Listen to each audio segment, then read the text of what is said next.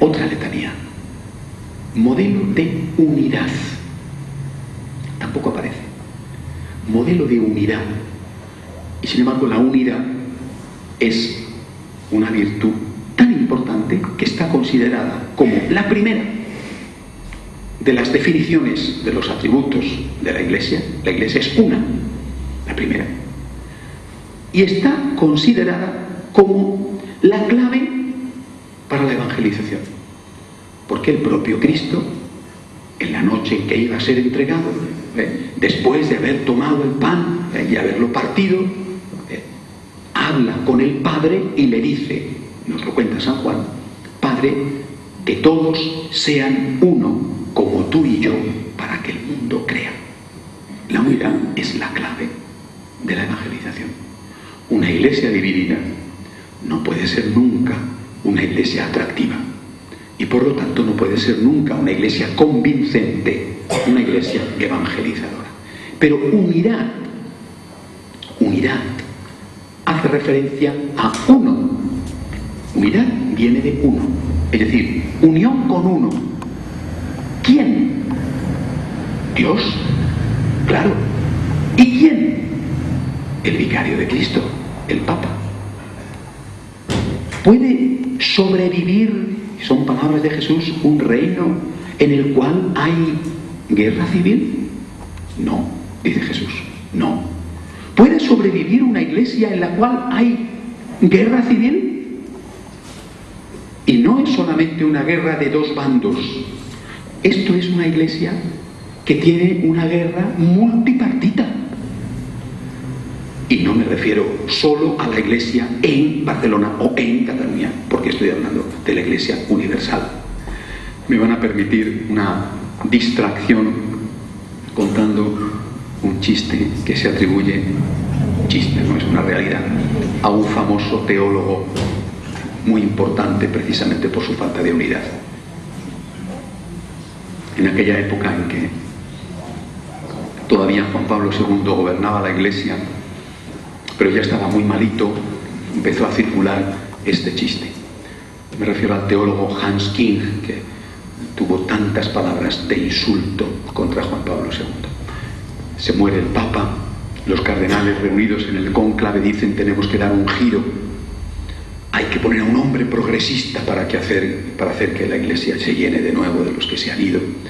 Bien, entonces deciden nombrar Papa a Hans King y mandan a una delegación. Como él no es cardenal, no está en el cónclave, mandan a una delegación a Suiza, donde vive, para que le pregunte y le consulte: ¿aceptas ser el próximo Papa? Podrás hacer la iglesia a tu manera, podrás decidir lo que quieras, te ha llegado la hora de aplicar tus principios.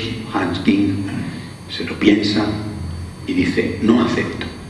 Sorprendidos los cardenales dicen: ¿pero por qué? ¿Por qué?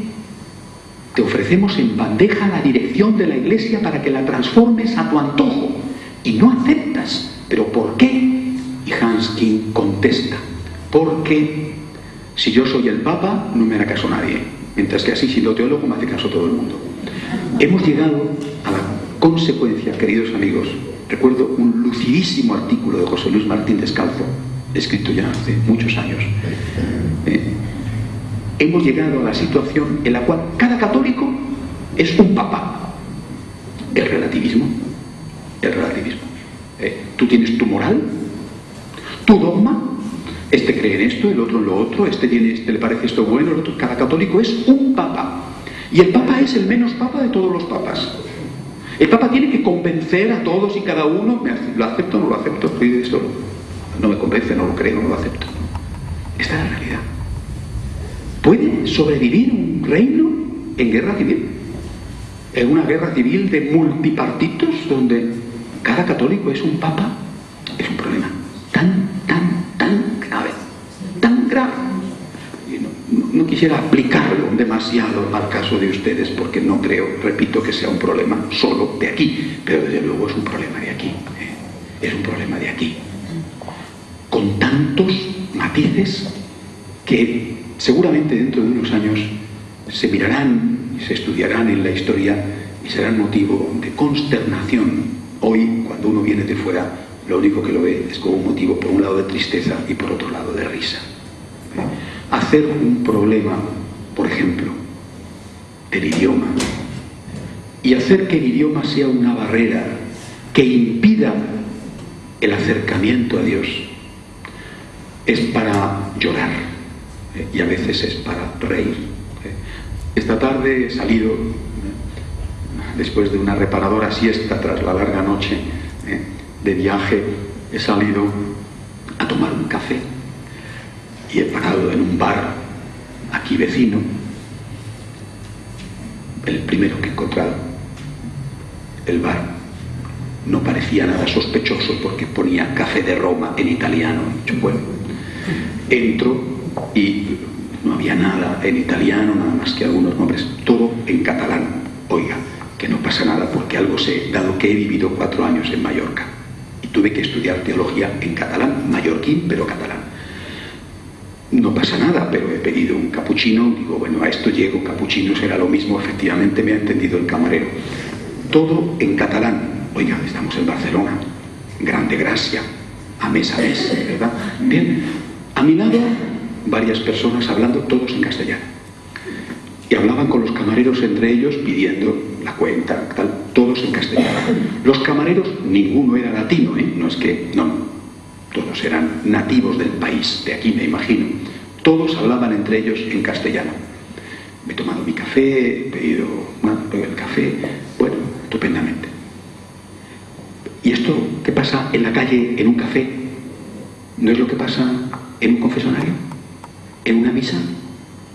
Cuando hacemos un problema de una cosa menor, ¿no estamos nosotros yendo en contra de la unidad de la Iglesia? Vamos a ver, no estoy diciendo con eso que no tenga un gran valor, un importantísimo valor, la cultura, la lengua, la aplicación de esa cultura y de esa lengua a la liturgia, un gran valor, un importantísimo valor, pero no puede tener el primer valor. Me acuerdo cuando yo estaba en Mallorca estudiando y era un seminarista, un día vino Mallorca, un sitio de turismo, ¿verdad? Como ustedes saben.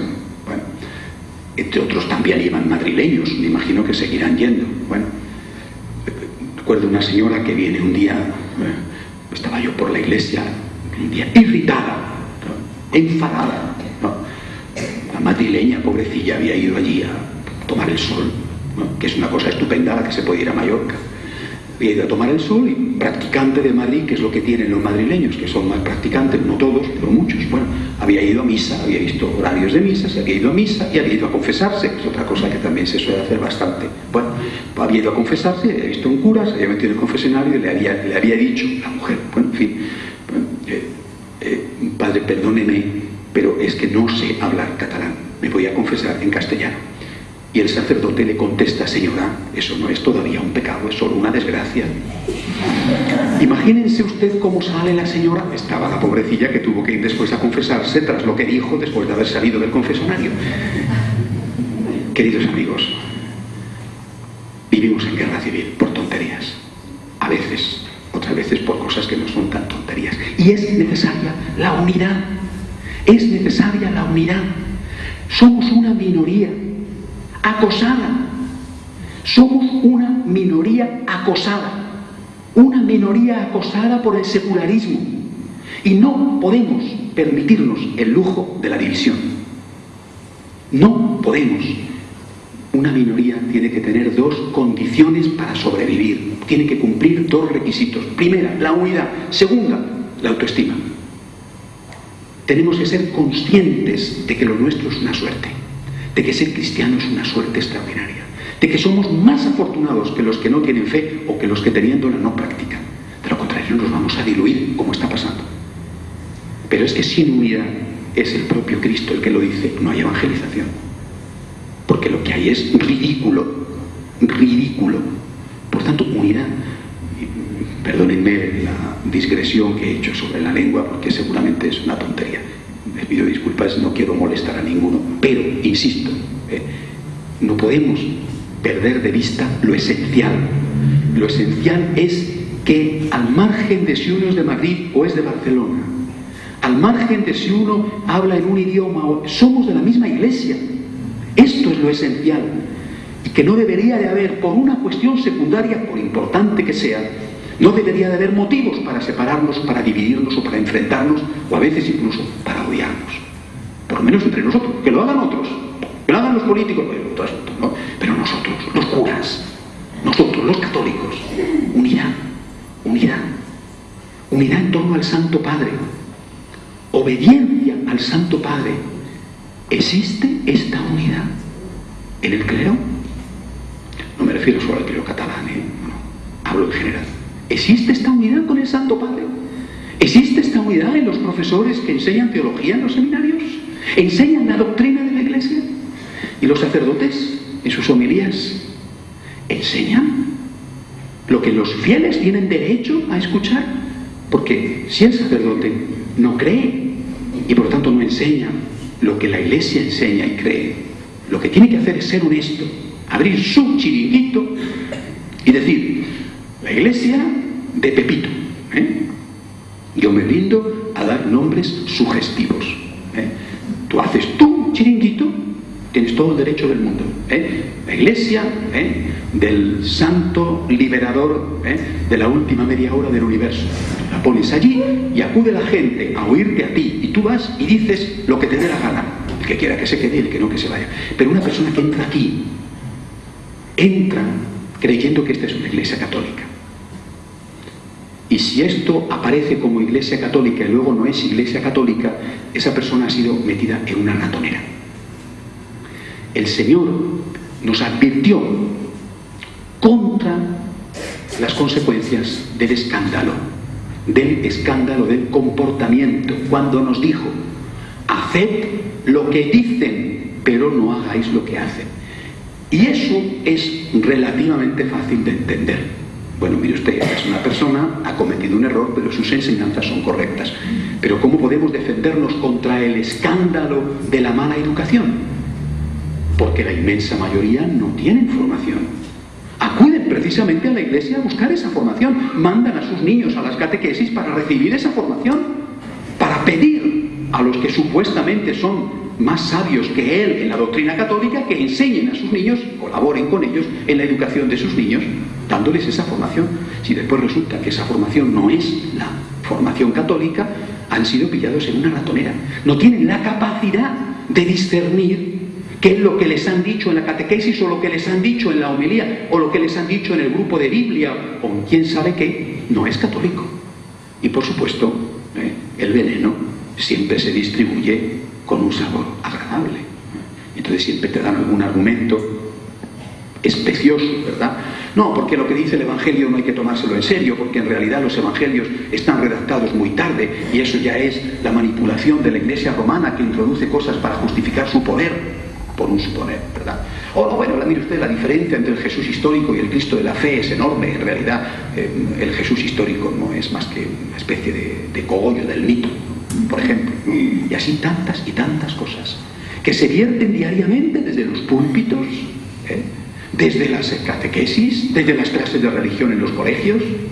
Después hay personas que se sorprenden y dicen: he llevado a mi hijo a tal colegio y ha perdido la fe. Y usted, sí, es que eso era lo normal y lo previsible.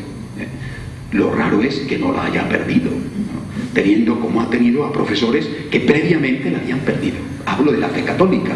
Las fes protestantes, en el sentido amplio de la palabra, seguramente están muy presentes. Por eso, cuando hablamos de María como modelo de unidad, hablamos de una mujer que se mantuvo unida a su hijo. Y no lo olviden, vivió los primeros años de la Iglesia. Cierto que, como era la Iglesia, en fin, estaba organizándose, bueno, pero vivió los primeros años de la Iglesia. Y en Pentecostés estaba ella con los apóstoles, es decir, ella fraguaba la unidad. Yo les recomiendo una idea muy práctica sobre este punto, que vale para aplicar a todo, sobre la unidad. Esta frase: vale más lo menos perfecto en unidad que lo más perfecto en desunidad. Fíjense que no he dicho vale más lo imperfecto. El pecado es el pecado. Lo menos perfecto en unidad que lo más perfecto en su vida. Aplíquenla a la relación de casa, ¿no? Esto tiene que ser así. Hombre, a mí me parece que de la otra manera, pero ¿qué más da? Usted, si estamos hablando de lo imperfecto, bueno, ya es otra cuestión. Pero si muchas veces las cosas pueden ser así o de la otra manera. Y por una tontería estás rompiendo la unidad en tu hogar. Estás perdiendo la paz en tu alma y perdiendo la paz y la concordia en tu casa. Hombre, pues da igual. Para ti la perra chica, si es que es lo mismo.